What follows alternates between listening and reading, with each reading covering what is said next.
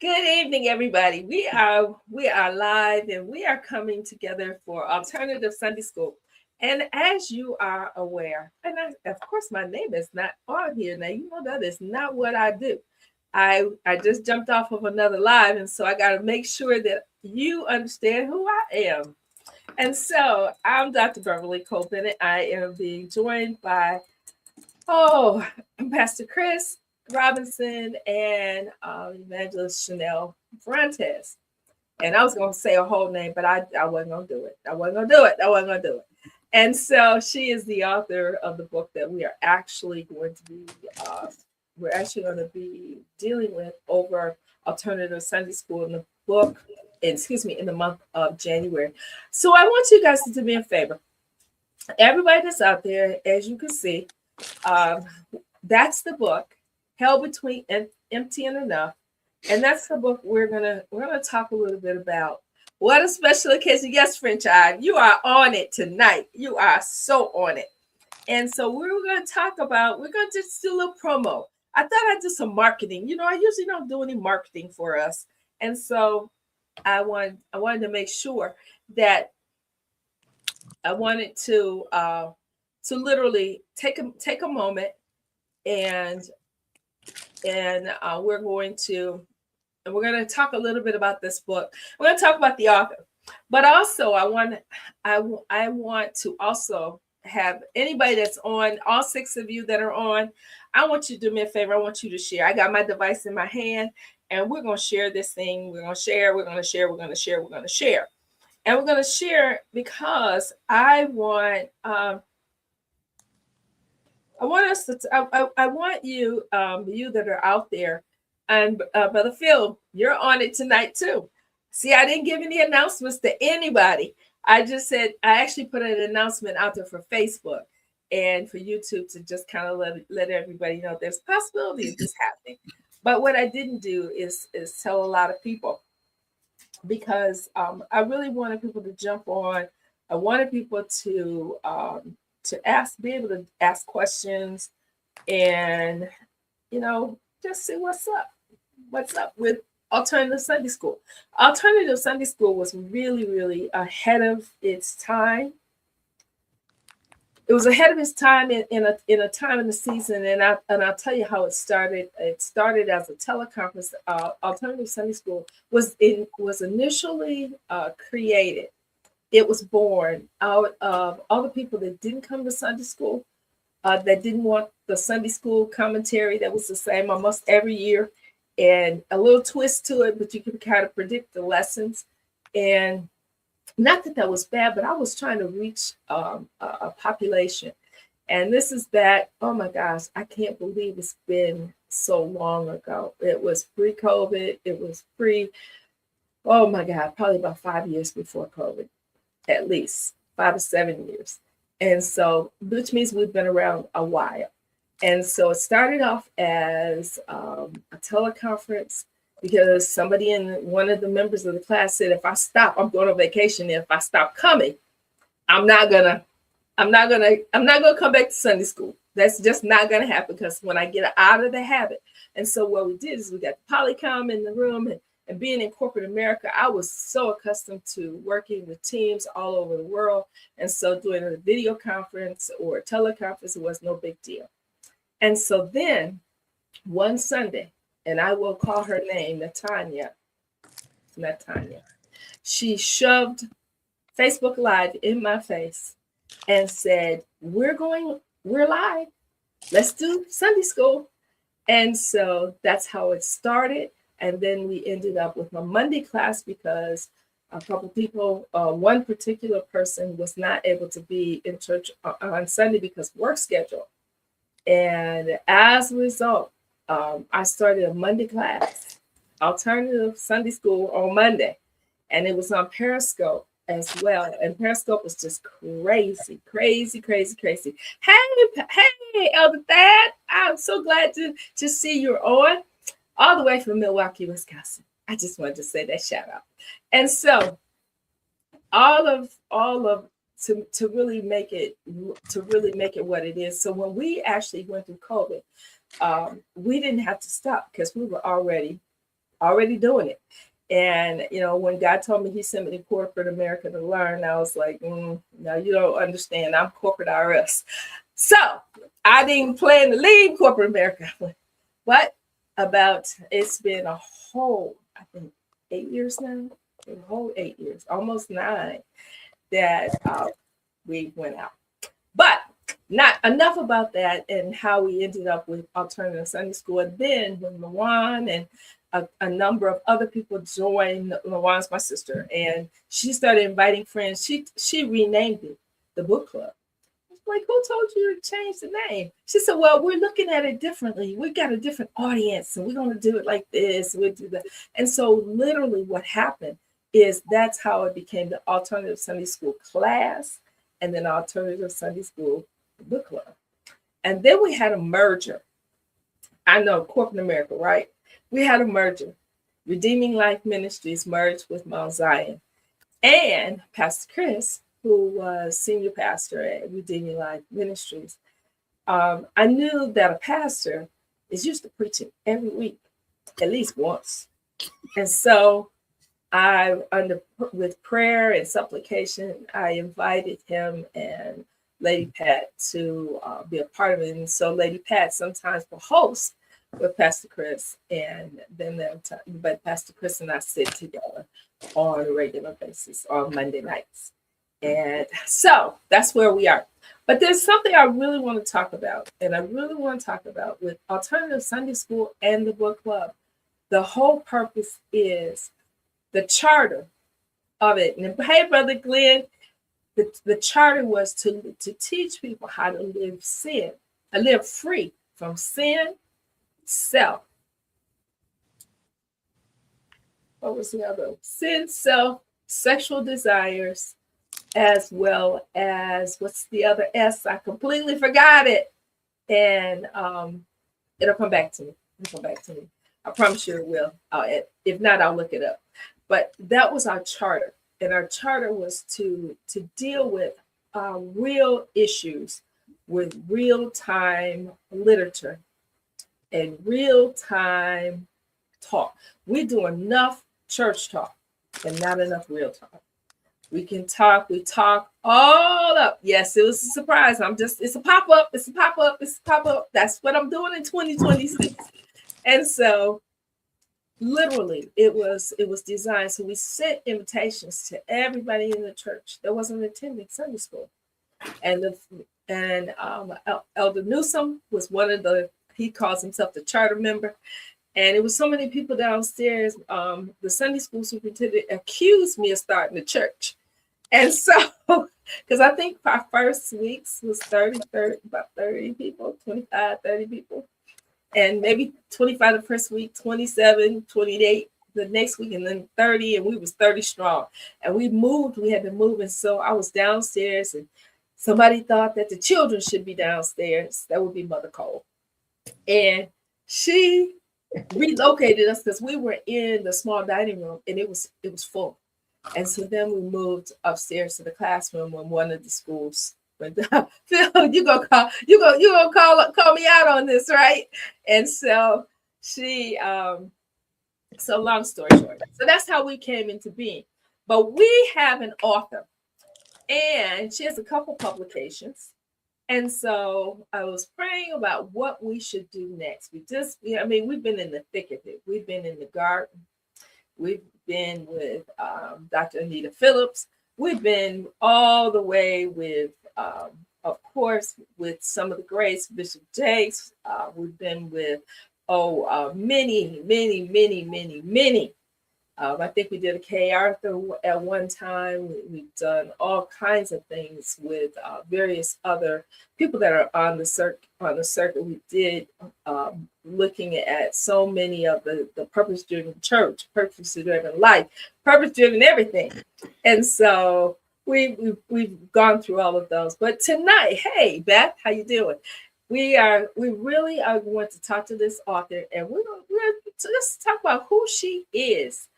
All right, everybody that's from Milwaukee, I need you to get some viewership here so we can make it. I need some comments. I want some participation.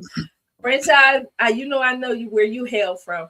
So I need you to connect with some folks. Thank you, Lady Pat. Thank you, brother Phil, brother Glenn. I need you to reach out. I know it's too late probably for Sister Jamaica. You put her out there. You put her out there. Before I can say it. Boy, that's something else being on the fast. It's crazy. Before I think it's already out there. But let's talk about our author. Let's talk about who is our author. Her name is Shanel Vrontez. Known her for a long time, but I want to introduce her to you. And I think I want to go in the direction of this. Evangelist, missionary, chair lady, all those things, all those titles that you work with the youth department for many, many years. Woman of God. And outside of the Church of God in Christ, with your grandmother was a pastor. And so, and there's so many things I could say, but let's talk about who you are. Who are you? Who is this missionary, chair lady, all of that? Who are you? Well, hello. And thank you all for, first of all, having me on tonight. The pop-up is just that. It is a pop-up. As you can see, I'm here, relaxed, comfortable, just wanted to come and chat with you all for a little bit tonight. But I'm simply just Shanel. I thought about the question. You were like, who am I? It's very hard for me to define me. Because if you let somebody else say it, I do, and I am a multiplicity of things, of roles, responsibilities. I'm an author. I'm a motivational speaker. I'm an evangelist. I'm an educator, and I'm learning more and more that I'm that person that writes at the intersection of my faith, my leadership, and my lived experiences.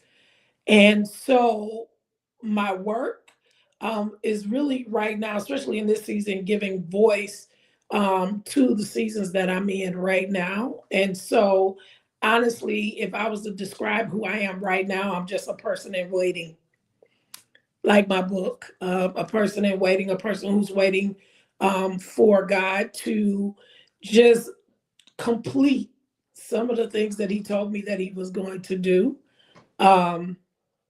And that's who I am. Like, I really don't know no other way to describe me other than a woman in waiting right now. Amongst all those other titles that I'm learning more and more that they don't necessarily define me. They just tell you what I do. But simply put, I am really just a woman in waiting right now, waiting for God. Waiting for his answers, waiting for his promises to come to pass, learning how to hear, learning how to develop my ear. That's who I am. So there's a lot going on here. There's so much going on in this book. And again, I'm gonna put the book on just because I've learned how to do some new things with StreamYard. I actually know how to. I've been doing lots of PowerPoints, but I was like, I could be putting the book, and we don't have to be moving the book around and stuff. And so, you know, as you grow, as you know that all that good stuff. So we have this book, The Weight of Waiting Reimagined, and I would assume the title, literally, and glad to have you, missionary McClutchin.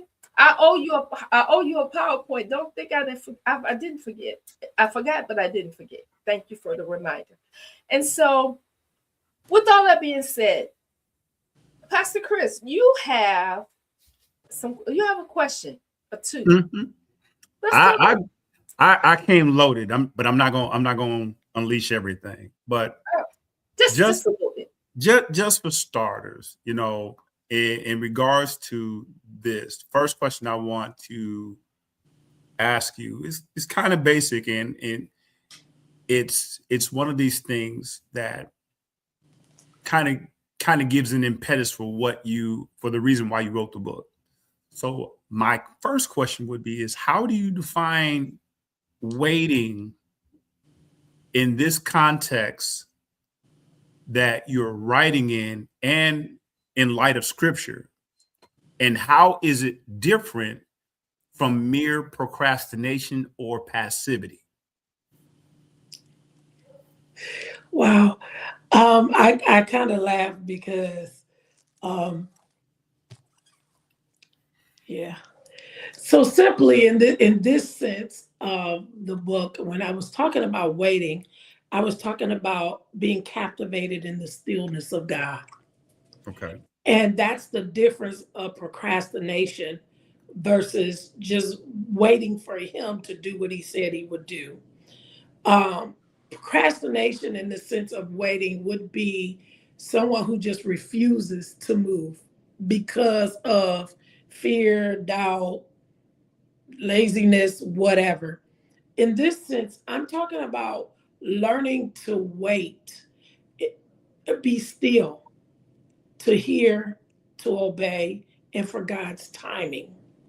Um, I've learned, and I'll maybe this will help kind of bring some light to this. My motivation for writing this book was because I was held between an empty and enough place. I have been since June of this year, in June of 2025. I found myself living in a season where faith required the stillness, more so than movement. Okay. Okay. It would have been easier for me to just move in my flesh and do what I felt I could and should and had the ability to do. So when you talk about who um, I am a person who has the ability to do multiple things. God has blessed me to be gifted enough that I can work from administration to a place of cleaning floors, literally. But that's not always what God wants me to do. And, it's easy for me and myself if I stop doing one thing to pick up something else to make it happen. In this season, I have found that that has not been the case. I have received more no's in this season than I have yeses. Mm. And it has become very, for me, in the physical sense, debilitating. In the spiritual sense, it's made me become still enough to hear and obey God. And so then that created this war, which then created the WEIGHT for me. And so that's where that weight of waiting reimagined came in, because while I'm waiting in the stillness of God, I feel the weight of my flesh wanting me to Mm. move ahead of God. That's a rich one. But that also brings me to a point I want to highlight it. And this is on page 6 of your book, without going in too deep of it, but this one was really profound for me as I read it. And I shared it when we were talking about it briefly yesterday. You said this: the emphasis shifted from God, make this happen, to God, show me how to live faithfully in this waiting. And you said this was a crucial recalibration, moving from a prayer of demand to a prayer of discipleship. Now, my follow-up question is this: do you find it difficult making that transition from how we normally would bring our list before God, God, give me this, bless me with this, bless me with that, to saying, okay, God, I'm here. You told me be still and know that you're God. What do you want me to do? Do you find it difficult? Because I mean, I'm just going to talk about myself. A brief, I returned to a position because of quote unquote unfinished business, and it was an assignment that I know God gave. But I'm looking for, I'm kind of like, Lord, where are the results? Why is it so hard in this waiting? And gotta wrestle with personalities, wrestle with attitudes, wrestle with concrete fixed mindsets, if you will. Do you So, find it difficult in that waiting? Or absolutely. feeling the weight of that? Absolutely. And I still do. I wrote the book, and it's funny because I wrote this book, but I'm literally going back and reading the book to myself, because it's a struggle for me, because it's war. You're warring against your own flesh. To make yourself be still when you know that you have the ability to do something else, it becomes warfare for you, right? Hmm. And so what it became for me was an active posture of trust. God is saying to me, are you going to trust me? Are you Okay. going to sit down long enough to trust what I say, when I say, and how I say it? So I was learning to align my heart with God's timing and with his wisdom, even when the answers didn't come. So the book was literally born out of that surrender and that desire to give language to the in between spaces. So those spaces that so many other people, like you said yourself and myself, we tend to endure. That place where we know what's right, we know we're supposed to be still and hear God, and we know we're supposed to wait literally on God, but the weight or the pressure because of everything around us is yet in movement mode. You Hmm. know, it becomes hard. And for me, let's be 100. So I stopped. I'll share a little bit. I walked off my job June 30th at the end of a contract. So I didn't just leave. It was the end of my contract. And I made a decision based on what the Lord has spoke to me out of obedience not to renew my contract. Reason being, the job that I was on, while it was a providing job for me and it took care of everything I needed and then some, it did not align with who I was and the integrity that I walked in. And so, because it didn't align, there was an inner conflict in me, and I had to make a decision.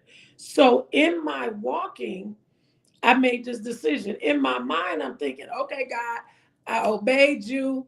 I shut this door. What you got next? It's going to be a vacation. I'm going to take a little vacation, a little rest, and we're going to be right back in the grind. 1 month went by, nothing.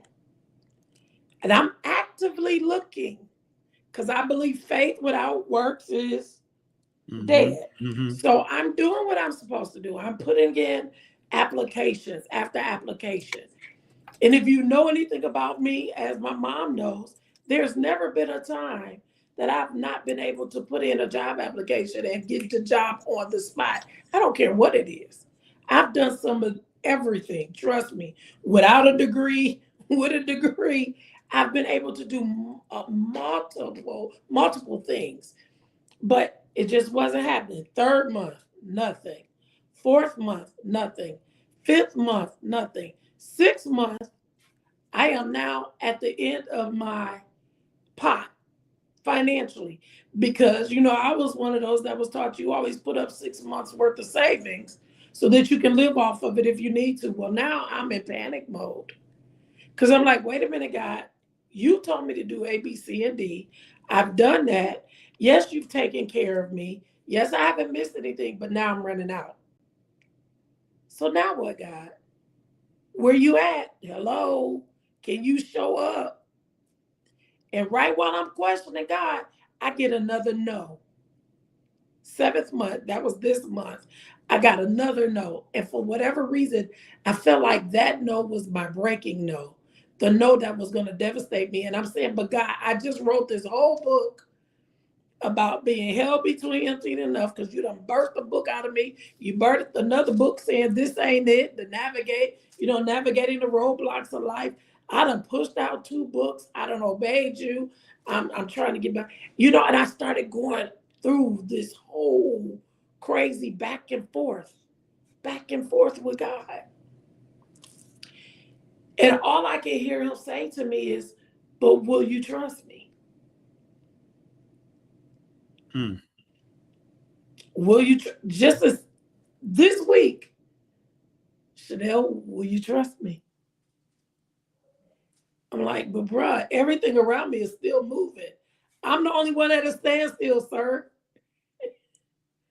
Bills are still moving. Will you trust me? And so, to answer your question, absolutely. Absolutely is difficult. Um, I think a lot of times as Christians or saints, we tend to want to say that when we're obeying God is easy. Because when you obey God, you did what God say do. You don't have no obstacles. You don't have no hurdles. You don't have no emotions. You don't have no feelings. You just obey God and God's going to move. That's not the case. Obedience positions us for what God has for us, but it's the waiting period that makes us in the process. Mm. So the interesting thing about what you just said is, as you're on the potter's wheel, Yeah. and literally you're being remade, but you were being remade in real time. And Real so time. there is no pause. There is no, let me go into seclusion. Let me go into on my sabbatical. Let me go into my time. And then all of a sudden, life is still, as you say, you're on the wheel spinning, but life is still happening. The lights still need to be paid for. The gas needs to be, the burden that you have for ministry still needs to go on. And I will share just a tidbit that in the life journey, I always tell her she is my survival girl. She's my survival girl, and she's done it with grace. But I think one of the things she said tonight is that it's easy to survive with grace when it's short lived, but when it gets longer, it's elongated, Pastor Chris, and we know about that. Waiting for that next job, that next thing, that next whatever. I do want to give a shout out to all these pastors, former pastors, all of you that are on bishops, etc. Ronnie London, no disrespect, sir. I'll put a handle on it. He's originally from Benton Harbor area, but he lives in where? He lives in the South, in the New Orleans area. Pastor Andrew Mays, he was a former pastor of John Wesley, AME Zion. Let's see who else is on that I haven't spoken to you. For all of you that are on that I didn't talk to you. And yes, Sister Keisha, before we close, we will pray for you tonight. But I think everybody on here knows that the journey, especially when you've been consistent, the rub is when it's been, yes, I know the other pastor from AME Zion, from John Wesley, or Peterson, who lives in Grand Rapids area.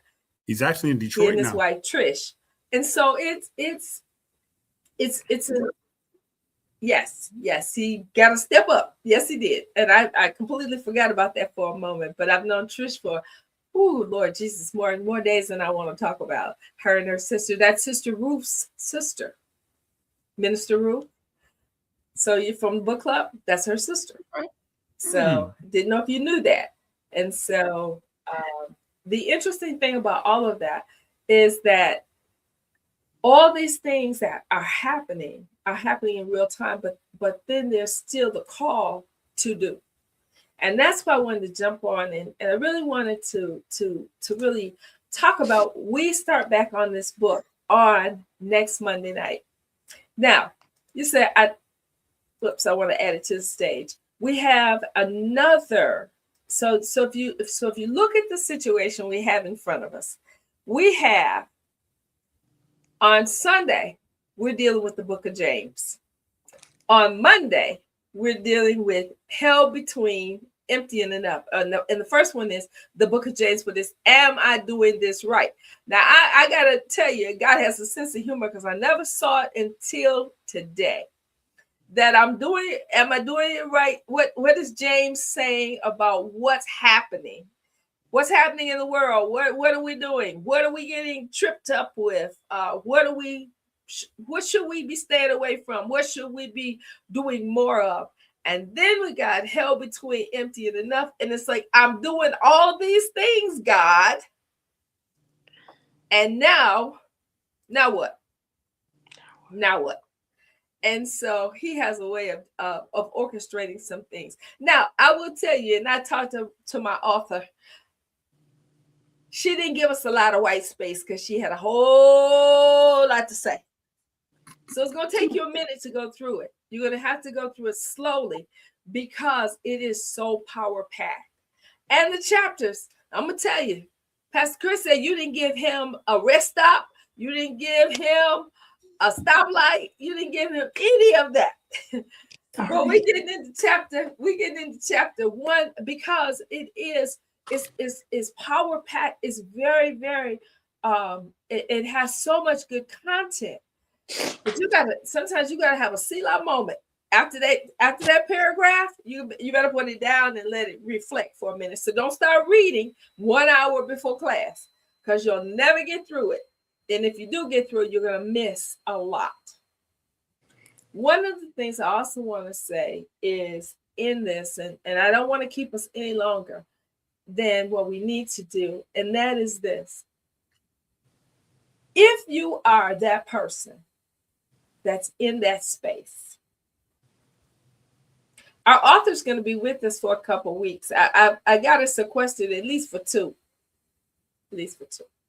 But we don't know where they're going to be yet. It's going to depend on scheduling and things like that. But French Ives says she's my scribe. She's back on it. She's back on it.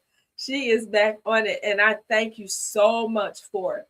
But for all of you that as you're asking the question, where can this publication be found? On Amazon. You can go through me or you can skip the middleman and just go right ahead and get it yourself. Go to Amazon, and again, I'll put it up on the screen. But I really want you to think about, this is who this was designed for. I'm sorry, I didn't get them all back in here. It was designed, this book was designed, as you heard it say, for all of those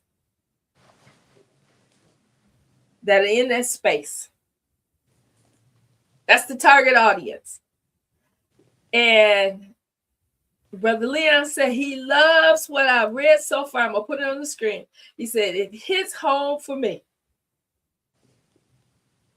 So it tells you it's relevant. It tells you it's timely. It tells you it is seasonal as well as I call it life rotational. And that life rotational means that we go in and out of stuff. And sometimes God just says, I held you out there for a minute. You had the 3-month plan, and I gave you the job in 2. Maybe I gave you the 4-month. And Pastor Chris, we know what it's like. And he said, I know what it's like when school is about to start. And I know God called me to teach, and I don't have no teaching assignment. That part. And so we're gonna walk this thing through. Missionary McClark, Will Cameron said, Missionary McClutchin, Walker McClutchin, if you would be so kind, and I think there's a "der" in there too, so I want to make sure I get all that in there. If you'd like to join us on Monday nights, we start off in the month of January at 7:00. In the month of after January, we move to our 6:00. That's our normal time. Okay, so that's kind of where we are in this season. Let's see. I'm watching for the increase. I'm watching for the blessing. I'm watching. He just sent me a message. I'm waiting. That was for our dear author over there. Well, I'm gleaning it. I'm taking it. Can you share it with me? Because I can't see it. Oh, you can't see the chat. Oh, wow. Okay. I will put it in there. Yep. It says, hold on. Let me put You got to give me access to your chat because I don't see it. I thought I did, but I will. Let's see where. While she's doing that, this just popped in my spirit. in dealing with this waiting, there are numerous characters that you reference to within the first 2 chapters. Hannah, that if you'd have talked about Hannah some more, I'd have been like, "Oh, girl, I'm gonna throw a shoe at you," because you really hit that dynamic of what maybe Hannah's psyche might have been. We're not privileged to know everything that she thought, how she felt, but we do know that those things that she went through with her husband, with Penina, going to the church, and then how you switched to Abraham, his waiting. But the one that came to my mind, which prompted me to say, watch for the increase, was the woman who had to pay the debt. Yep. She had to go get empty vessels while she was waiting for that last meal to take. But the man of God came and said, "No, bake me a cake first." Right. Wait. You don't need to eat first. I know you go. Yeah, right. You go eat and die, but I need you to feed me first. So she had both empty and she waiting, and then didn't have enough. So, but once she obeyed, even as she obeyed, she still had to go get in the condition that she was in. Yeah. Oh, wait now. See, I can't go there. I just got to say this. That in that, sometimes you are in the waiting and God is telling you to serve. He's saying, I need you to still work. I need you. I know you broke, disgusted, busted, all of that, but I need you to give your personal best to someone else because they have need of you. And so that part right there is a whole preach by itself. Because can I jump in? Let me say this. Elder Hannah may still be on. He's our assistant pastor at my church. So shout out to you, Elder Hannah, and my Greater Mount Sinai church family, those that may be watching, including my pastor, because he sneaks on stuff sometimes. So if you see me, hey, Pastor, Superintendent Victor C. Davis. Hey, Pastor. Listen,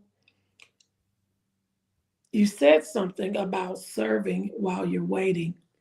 And so Elder Hannah said to me, he said, sis, he said, I would have never known what you've been going through because you've been carrying it so well. And God would not allow me to sit in my waiting season. And that's what we have to understand, the difference between a spiritual waiting versus our physical waiting season, if that makes any sense. And so that too was war for me because I wanted to go get in the corner and pout and be like, what about me, God? And there were days, if I'm honest, I cried and I still cry because I am a human being who feels the emotion of everything that we're contending with. But God said, nope, I need you to do A, B, C, and D. And has not allowed me to stop. I've been going full throttle all summer long, all winter long, full throttle, haven't missed a beat in doing ministry. And all I go right back to, but do you trust me? See, we can only obey when we trust. It's very hard to say you're obeying and you're not trusting. If your mama tells you to go turn off the light and you don't move because you're afraid of the dark, then you're not in obedience. You're allowing the dark to govern you. But if you move because she said do it, trusting that she's going to cover you and you're going to be safe, even though you don't like the dark, it don't change how you feel about the dark. But your obedience says, I trust my mom that what she says is going to be okay. And that's going to provide and take care of me. And that's this book. God had me sitting at the face of Hannah. So that's why it's so heavy on Hannah. The book was actually intended as an exegy of, Mhm. of Hannah, of that story. And out of that story is where I ended up blooming out to David, to Abraham, to all the different people that was in the Bible, because it all connected back to the life of Hannah. But Hannah, in and of herself, if you go through that story, which you will in the book, um, she went through all kinds of emotional changes from chapter to chapter. She was angry. She was persistent. She was fearful. She felt rejected. She felt abandoned. She felt abandoned by her husband. Even though she set that stuff up, she still felt like he abandoned her. Right. And And she felt like the laughing stock of the city. of the whole city, not Yeah. just of Penina, but of the whole city, because your value is based on what it is your childbearing. And Right. it's one thing, you can't bear you can't even bear a girl, and let alone you can't bear a son. And so that's a whole lot of oh, and let's not talk about how the priests, what happened in the temple. Right. She was falsely accused. And was. And was. And so she felt like she had Right up no in outlet. church. Right in the church. And so she felt like she had no outlet. She had no space. She had nowhere to turn, nobody to go to, nobody that understood the pressure, the pain, to understood how she was moving. Um, she felt even rejected by Penina, to be all honest, because what she sent Penina to do and what actually happened was two different things. Yep. Well, She no, didn't. I don't know. I don't know. If she felt rejected by Penina. She was probably agitated by her. Like, look, you picking now. You really But pick. she did, and let me tell you why. Because she trusted Penina to do something for her. Let's put it in today's term. Okay. We have many people that have midwives, that have surrogates. And if you look at it biblically, like from biblical to today, in her mind, Hannah's mind, Penina was a surrogate for her because she felt like she could not produce the promise that God had given her. So she wanted her husband to have a surrogate to produce this promised child. Now, in today's term, when we get surrogates, you got to go through courts. There's a bunch of legalities that have to happen, because at any point that surrogate determined, I'm carrying this baby in my womb and I'm not going to turn it over to you. And let's pause. And the courts have, they moved even in the process that they don't even let the surrogate many times be the egg donor. Right. That gets that enters where the sperm comes and the whole nine. It does not, because it's even less likely for the person to want to give it up. Absolutely. So from a woman's point of view, I'm just relating it today. Hannah assumed that Penina was going to do right by her, have this baby and turn it over. That's not what happened. She had a baby and then rejected her and made fun of her, made her feel less than. And so when you put your trust into something that turns its back to you, it takes a whole nother stab to a wound that you already are struggling with. Now, that's just me putting it, today, the Bible, making it relevant and applicable for many people who are contending with things like this, but spiritually so. How many times have we trusted people in the spirit with the baby that we've been carrying? Because we felt like we couldn't push it into fruition, or we felt like we couldn't get that vision out the way we wanted to. And we went and we sat and we talked with somebody else, and we kind of asked them for wisdom. We've had these mentors and we asked them to help guide us through the process, like midwives. And what they've done is taken our vision and ran with it and left us sitting on the sideline. You really hit something just then Well, about Pastor Chris, we gotta go. We gotta I need go. another half hour. I need another half hour. No, it's all right. Well, you're gonna get one. You're gonna get a whole. We're gonna be talking about this book, and we're gonna be coming back again. I promised everybody we weren't gonna do it all night. We were gonna do this together. We're gonna do this right. But this is the book, Hell Between Empty and Enough, The Weight of Waiting, Reimagined. I want you guys, and Sister Sharice, thank you so much for jumping on. Everyone that has jumped on this pop up, all of you that have been talking about it, everybody wants to know who's our author, what is she all about? Why is she doing this? You gotta snip it. You gotta snip it. You can get this book at Amazon. I'm not doing the commercial properly. But you can order this book, and if you are Prime, you can get it in, depending upon where you live, no more than 2 days. But that's literally where we are in this process. With there's a lot of people that have ordered books, or I owe them books, their books, whatever, because I've been out of sort. So. With that, because both classes ended their books at the same time by design, but never again, because there are many that are in both of the spaces. But I want to thank our author for being with us. I want to thank Pastor Chris. Yes. We are so thankful, and for all of you that are on tonight, I appreciate you. If you guys are interested, meet us on, like I said, on the next couple of weeks. We're going to be at 7:00, but we will then be going back to our regular standard time of 6 p.m. Eastern Standard Time. And if you say, hey, I want to know what's happening on Sunday, I'm going to let you be in on that one too. That particular book is, and you'll see, Am I Doing This Right? That is a Proverbs 31 ministry book. And that is life as well. I tell you, it is a amazing. You'll see both the books are up there now, and we just thank God for all of you. We thank God. Thanks, Mom, for jumping on. For all of you that are, in the words of Evangelist Shanel, she says, "Hey, Glamour."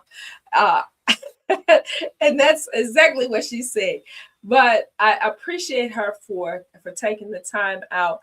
And I really want you all to consider being a part of the Alternative Sunday School, and I will say tribe. We have a lot going on in the tribe. Closing remarks. I want to have Pastor Chris say something, but then closing remarks by our author. Pastor Chris, what you got for us? Wow.